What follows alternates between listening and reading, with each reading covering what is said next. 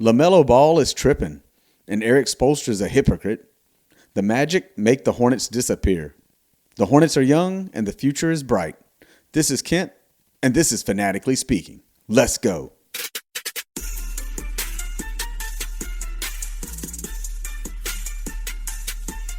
Hey, what's up, everybody? Welcome to another episode of Fanatically Speaking. And this episode is surrounded around LaMelo Ball and the Charlotte Hornets, their season that is now over. The big headline last week was LaMelo Ball, the trip heard around the world, tripping Bam Adebayo in their play-in game in which the Hornets would win in overtime by 1. Bam ended up only playing 11 minutes in that game, which could have affected the outcome, probably did. I mean, this is the guy who scored 83 points in a game. So LaMelo fined a day later for his actions, got upgraded on the foul to like a flagrant 2. At the time of the game, at the time of the foul, I don't think enough was made about it. And, he didn't get the call didn't happen during the game. He didn't get ejected. Was it the greatest look ever? No. Is LaMelo Ball a dirty player? No. I think he's just sometimes a little goofy. He has been known to do these things in a game and, say dumb things, in interviews after the game where he had to go back and apologize. He may offend people at times with his wording. He is a young man who does speak like that generation. Not saying it's right, not saying it's wrong. I'm just saying if you know a generation in the early 20s, teenagers, they do speak a certain way. But yeah, so on the court, things that I've noticed, is like, he fell on the court, maybe him and a guy both go down on the court floor. I literally seen LaMelo, during the game, basically grab the guy, pull him on top of him and look at the ref like, hey, I can't get up because he's holding me down. where literally he pulled the guy to hold him down. It's vice versa. So it's just some goofy stuff that he does. Again, don't think he's, dirty. Don't think he's, that. Is he going to get the Chris Paul, treatment? Is he going to Grayson Allen? Things like that. There's guys that do things that are dirty, and if you go back in the history of the game, you heard things about a John Stockton. You've heard things about other guys who just do the little things that no one sees. And I think this was all in one motion. He talked about he got hit in the head. He don't remember what happened. He don't really know. Swiped his arm underneath, Bam's leg. Bam goes down, hurts his back, hip, whatever. So again, I chalk it up to that more than he's dirty. I just think he does some goofy, dumb things sometimes. His game at times, though, outside of his game, we do know that he is rough to watch at times. He does make bad decisions still, passes his defense, his shot selection. Charles Lee, the Hornets are okay with this. He still puts up numbers. He still is an amazing talent, a rare talent. He's grown this season. He's cut down on a lot of those mistakes and turnovers. And a lot was made about this game in particular, like 2 for 16 threes or 2 for 14, right? 12 for 31 shooting. Also on the other side, his rookie counterpart, other guard, Con Knipple, 0 for 3-pointers, not having a good game, but a rookie. LaMelo being LaMelo, sometimes it's like he's antsy, so much energy, so much going, and he just kind of goes crazy. But again, even in this game, right, there was plays that you look at and you question. And back to his persona just for a minute, Nick Wright, these guys on TV, that actually just say things. But again, he says LaMelo Ball, young man's a clown, has always been a clown forever. He conducts himself on the court and off the court immature, coddled teenager. Again, he is young. Like, I think we forget how young LaMelo Ball is. Not that that condones anything. His goofy. He's just this type of guy. He's a goofy guy.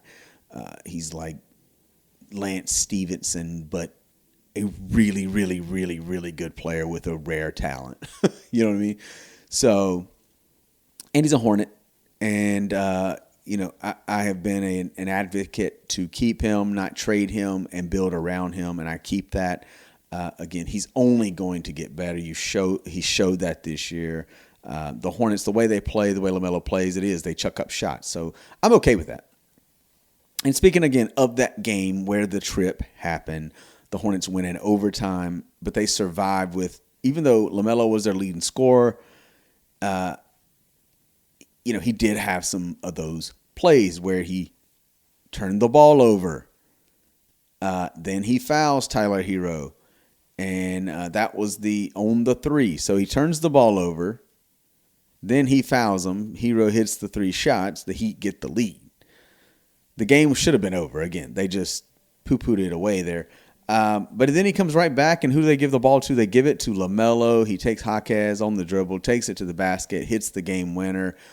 At least at the time it was, right? He hits the shot. They go down. Miles Bridges makes the block. They win the game. All is good. He goes from 0 to hero. Melo does. Overcomes that bad with the good. And then the fallout after, again, from the trip, takes me to Eric Spoelstra, who, again, didn't cause too much stir in the game, him or Bam. But then after the game, he wanted to go after LaMelo, even though he said he hadn't seen it. Says he should have been ejected. There's no place in the game for shenanigans. And, he would retract all this later to say, he was fine with the penalty, the fine, and the upgrade of the foul. Time to move on. Now, I'm going to go at Eric Spoelstra just a little bit because he had already forgotten himself that he and the Heat, along with Bam Adebayo, had made a mockery of basketball with their shenanigans to get Bam to 83 points. We can go back. We're not going to relive it. We're not going to relive everything that happened in that game against the Wizards. But let's just say again, it was said that fourth quarter was not real basketball. The things they were doing, the things and how they got Bam to 83 points. So Eric Spoelstra, heck of a coach, the play-in, champion of the world up until this year, always getting that 10-9 spot, so that Heat culture, I think, needs some changing. Spoelstra, though, again, hold me on the shenanigans of basketball with one, trip, whatever you want to call it. You all had a fourth quarter of shenanigans to get Bam to 83 points. Now, all that, some shots taken to Eric Spoelstra as he did this, and Kendrick Perkins would come out and say, can't do that. Like, what are we doing? The Heat, you had a chance to do better in the season and you didn't. You've been in the play-in tournament now 4 seasons in a row. And again, like you said, how about winning more regular season games and you don't put yourself in position for elimination game? And I do agree with that. Now, does that mean, does that mean that he's right, he's wrong? I get it. He's the coach of the Heat. He's the coach of Bam. Most likely that did cost him the game, in all honesty. It was a trip. I'd be mad, too, if something happened to my top player and all this. But, again, my big thing with Spoelstra is just using the word shenanigans and mockery of game and things like that. Like, that's not basketball. Okay, again, fourth quarter of the Wizards game, not basketball, 83 points. LeVar Ball coming up with his son, having his back, telling, again, Spoelstra, this kind of the same thing. Why are you making excuses? You know what I mean? Y'all had the lead. You lost. You didn't play defense. Then you got everything that comes into play came into play. That was a really good game, by the way. Not just because the Hornets won, but, because of, it was just a really good game, back and forth, big shots made on both sides, and ultimately the Hornets won. And all I'll say last on this LaMelo Ball, tripping situation was just that, his action, it did cause an injury. It changed the game. But I would also say that, the Heat, Spoelstra, Bam, almost ruined the game, along with all the tanking teams, with their display of basketball at the end of that year. That game, 83-point game at the end of the year. All those teams, they make a mockery. They do the same thing. They're worse than that one little trip. But the Heat lost, and the Hornets survived this game, but the next one would prove to be different.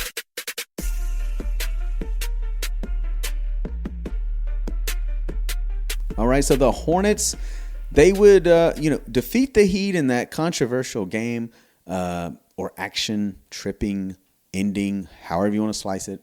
But they would go on now. They earned them a spot to play the Orlando Magic, who had lost the previous playing game to the Philadelphia 76ers.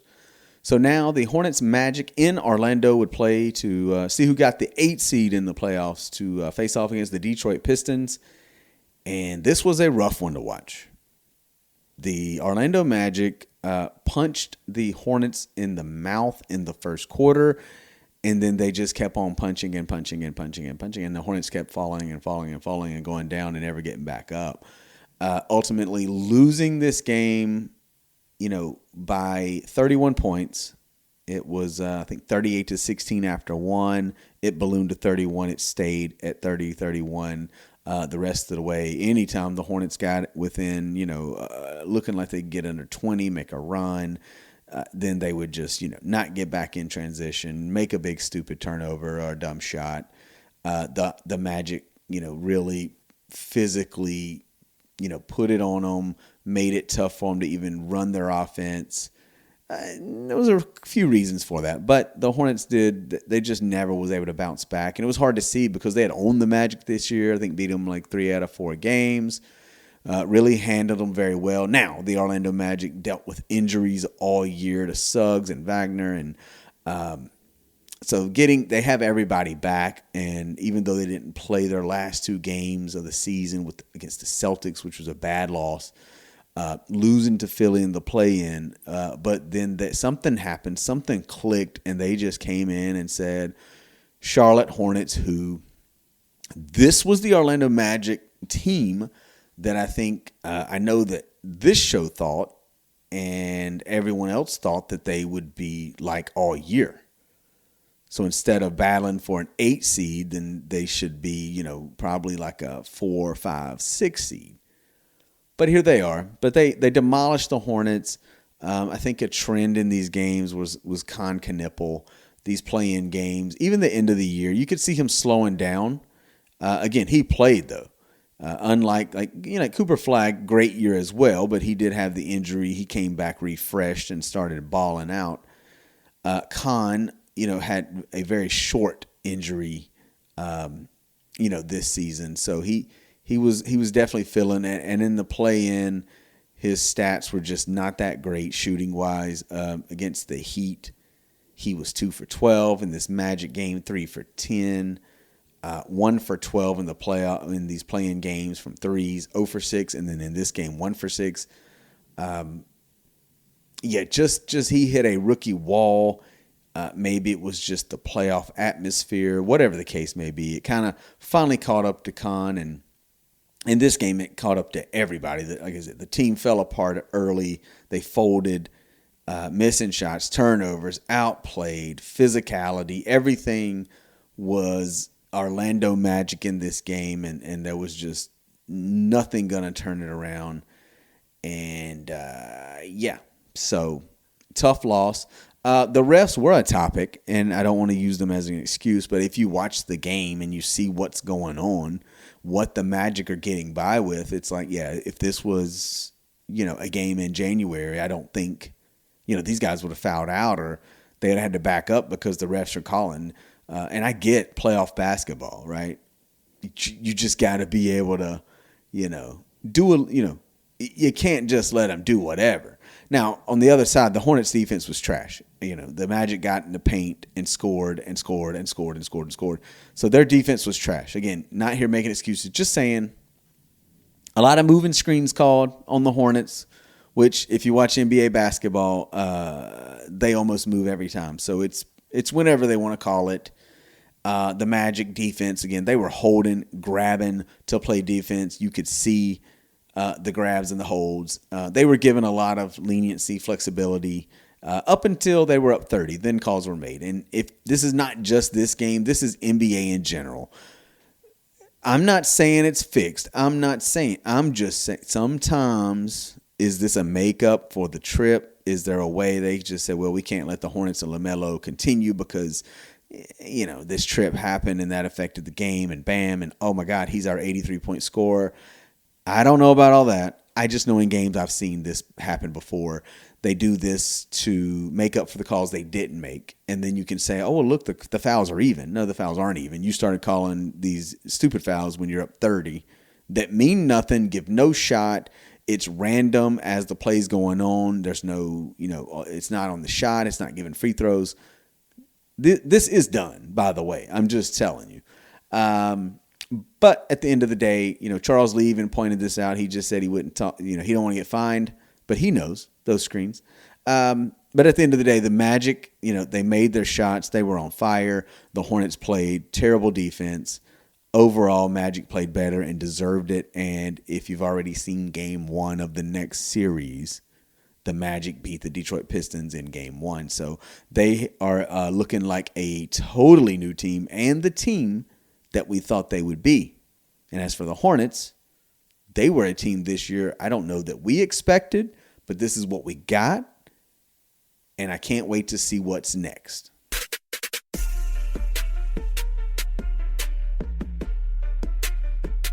All right, so speaking of the Hornets and their future, the future is now. I don't think we ever said this in the last 25, 26, 7 seasons, years, that the Charlotte Hornets are on the uptick, right? They got the media's attention this year, ESPN, games on prime. They got games moved. They were beating everybody and anybody by a lot, like double digits on the road. And again, they just hit that whatever. The season was a success, going 44-38 only after this was after only winning 19 games the season before. Now, I had said previously on this show that I would be happy with 30. I think it was like 38 wins. So they overachieved that. They won a play-in game. So again, on the uptick. This team is on the uptick. And if you look at their roster, I mean, really the only guy that's relevant that would be a free agent is Kobe White, who they traded for. I can't imagine they did this for a rental.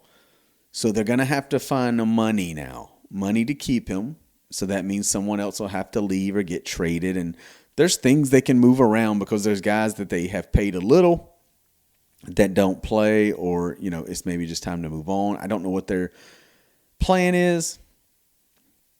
But again, that's the question. Do they bring Kobe White back? He was electric off the bench. I think they need to bring him back because if they don't, then who are they bringing in? I know who I would, but that's me dreaming as that Log Off former co-host calls me an irrational sports fan. I can dream, right? I can dream that Steph Curry will walk through those doors, leave Golden State, who did not make the playoffs either, after winning a play-in game in dramatic fashion against the Clippers, only to lose the next game easily. But I think Kobe White, I think they do try to bring him back. And then who can be traded? They got some expiring contracts. I mean, you got Miles Bridges, Grant Williams, Trey Mann, I think is just out of the rotation. There's games. I saw Pat Connaughton get in before Trey Mann. Tijan Salan, are they going to just keep developing this guy? Can they just say it didn't work out? He shows signs, but you would think at this point he would be ready to rock and roll and really contribute. But again, he did improve a lot from last year. So I think they probably keep him for now, unless there's some big deal, right? That's the other thing. Do they make this other big trade? do they make a huge splash now that they've proven themselves? Now that they're on the up, is there a veteran that believes in them? Like a Giannis, that would, is there a trade that could bring him here to Charlotte? Again, that's me dreaming as they call me, irrational sports fan. And that's what we are. This is a show about being a fan and the fandom of the Charlotte Hornets. And I would love that.